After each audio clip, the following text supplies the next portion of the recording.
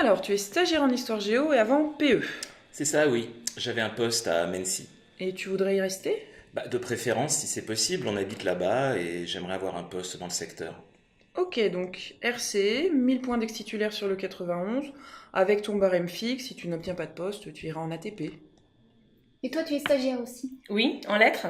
J'ai seulement 14 points. Ah oui. Et sinon, tu as une ZR préférée? Je pensais ne pas en demander. Je comprends, mais avec l'extension, ça va être compliqué.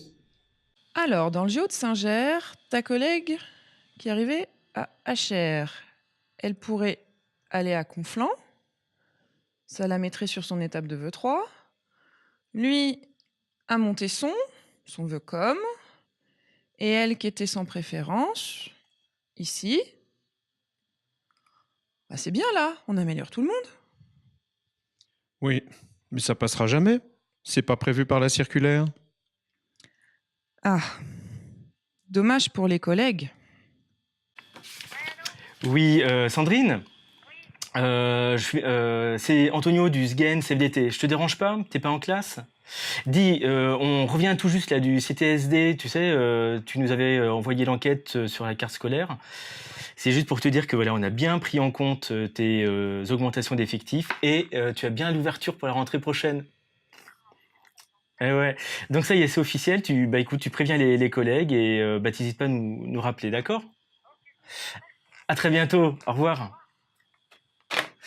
Donc en CTA, sur la labellisation égalité professionnelle femmes-hommes, moi j'ai interrogé le recteur sur la hors-classe. Parce que chez les profs des écoles, il y a 90% de femmes. Et j'ai dit, s'il y a 90% de femmes chez les profs des écoles, monsieur le recteur, il doit y avoir 90% de femmes qui passent à la hors-classe. Pareil chez les certifiés, 70% de femmes, 70% de femmes qui doivent passer à la hors-classe. Et qu'est-ce qu'il a répondu? Il a répondu que c'était souhaitable, mais que c'était quand même drôlement compliqué. Pour le SGEN CFDT, l'entrée dans le métier, ça ne doit pas se résumer à un bizutage. Et pour cela, on porte des propositions concrètes. Par exemple, les remplaçants qui débutent dans le métier devraient être affectés en priorité. Les mutations, bien sûr, ce sont beaucoup de règles. Et notre rôle, c'est de guider les collègues dans ce qui s'apparente à un véritable labyrinthe.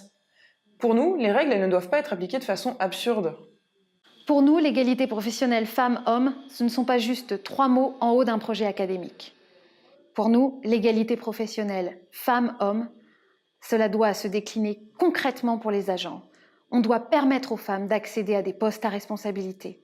On doit permettre aux femmes d'accéder à des promotions de manière juste et équitable. Nous défendons cela dans toutes les instances, qu'elles soient comité technique ou commission administrative paritaire. Alors, c'est quoi être élu au SGEN CFDT? Ça pourrait être défendre des textes, ils sont connus, ils existent, on siège dans les instances. C'est vrai que, voilà, ça serait simple. Pour nous, c'est aller plus loin, c'est être à vos côtés, vous écouter, vous rencontrer sur le terrain, aller vous voir quand vous avez des difficultés, quand par exemple l'école a été inondée, quand il y a eu un incendie, un incident. Et là, on est là pour porter vos problématiques auprès de l'administration et trouver le plus rapidement possible des solutions. Au SGEN CFDT, nous sommes très attentifs à l'accompagnement des personnels. Parce que les agents sont aussi des personnes. C'est pour ça qu'il faut voter pour le SGEN CFDT.